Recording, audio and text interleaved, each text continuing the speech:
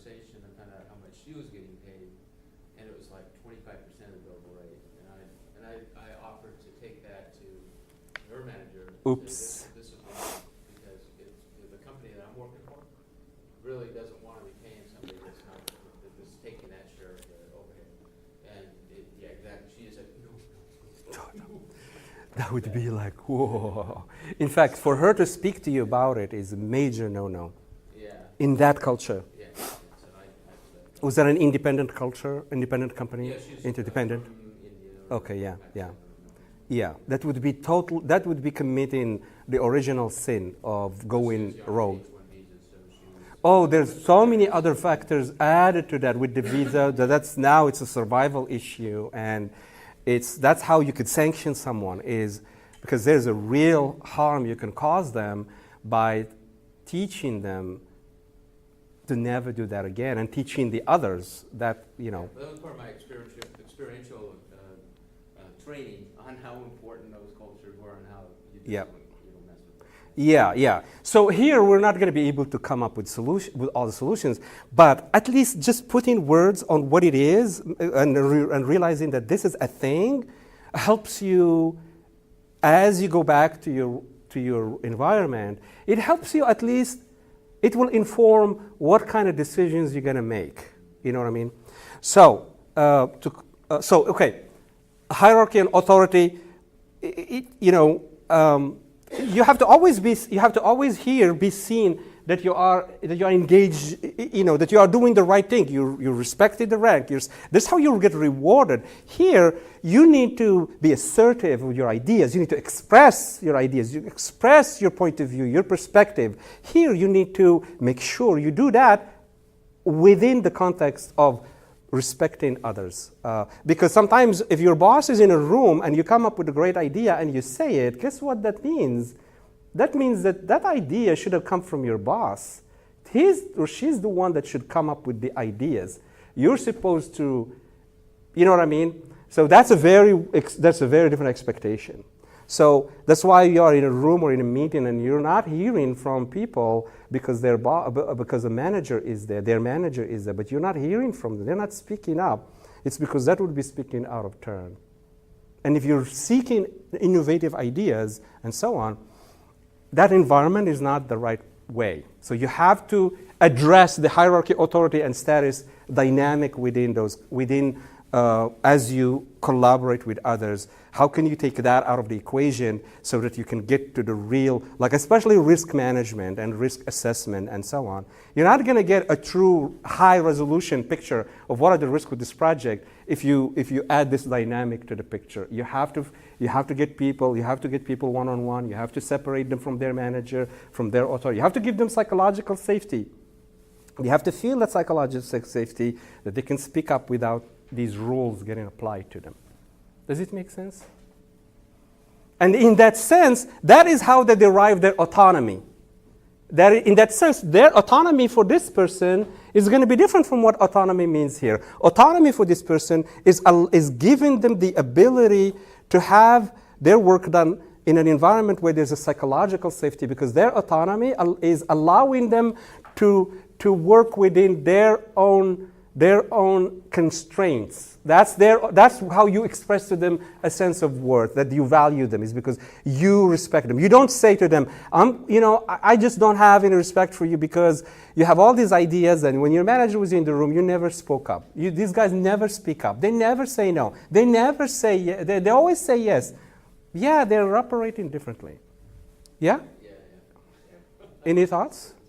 Any reactions? I had another experience. No, I'm sorry if I'm done with these. No, I love these experiences. But there was I was working for, I guess I should mention the name of the company. It was a large IT consulting company from India. And I was a There's only two of them. No, I'm just kidding. Sorry. And the person who was managing my engagement, it came up to my first year anniversary, and I wanted to ask for an increase in my rate. And he said, no, this company doesn't increase your rate. And I said, well, I want to ask for an increase anyway. He absolutely pushed back. Well, I'd already talked to the manager that I was working for that handled the contract, and he was willing to increase it. Oops. So I went back to him and I said, basically forced him to do it. And I got the increase, but after that, he didn't want anything to do with me. And it didn't Yeah. affect me at all because I was happy with the rate. Ah. Except that at the end of the next year, since they used the argument that, well, we don't have very many consultants for this company, so, we're gonna drop the contract. And it worked out fine for me because I was able to get another contractor. Only there was penalties for changing it over, so I had to pay the penalty. So it worked out okay for me in the long run, but it was a cultural clash. Okay, let's come back to this. I want you to remind me of, I'm going to forget it, but please remind me when we get to the point where you hear honor culture. I want to say something about it. I'm going to forget it. Honor culture, please remind me. Say, what is it this thing about it? You mentioned you wanted to say something about honor culture in the context of that example specifically. Okay, guys. So we're getting close to the finish line. Okay, these are just some reminders of what a good leader looks like in an interdependent culture. So in an independent culture, a good leader listens to their team, inquire, ask confirmation, empowers collaboration, negotiate, brainstorm with their team, communicate informally. And when we're talking about in general, this is what you're supposed to do. It doesn't mean that this is just because it's independent culture, that's what happens. There's a lot of people a lot of leaders that do not follow this. But in general, this is normal. This is what you're supposed to be. This is in interdependent culture. This is what you're supposed to be. This is what your people are expecting of you. Your people are expecting you to provide clarity, to provide direction, to provide information, to provide answers. Sometimes they're going to come to you with decisions. Sometimes they're going to come to you so that you can they'll give you facts and then you draw your conclusions and you say, this is where we're going to go. And you're supposed to sometimes maintain distance from the team. So you have to kind of hold yourself in that status because you're expected to be. You can't come to work on a bike. That's crazy. You gotta, you're making us all look good. Look bad. You have to come with like a car. You have to have a private parking spot. You have to have a special door where you come. So those statuses and so on, the higher you are, the higher you make those status, the more reflective, the more reflection that is, the better reflection on the team that works for this leader. So you have to live your role. Here, you can go enter a room and you may not know who the manager is. Here, you will know. So just add in one more dimension to, well, what does a good leader look like? What does a good project manager look like? That's kind of, this is the dynamic. Okay, so I want to leave you with one thing. Remember how we started this whole thing about dignity? Remember how we started this whole thing about self-worth? Okay, I'm going to leave you with something now of this section, but we're going to come back to it.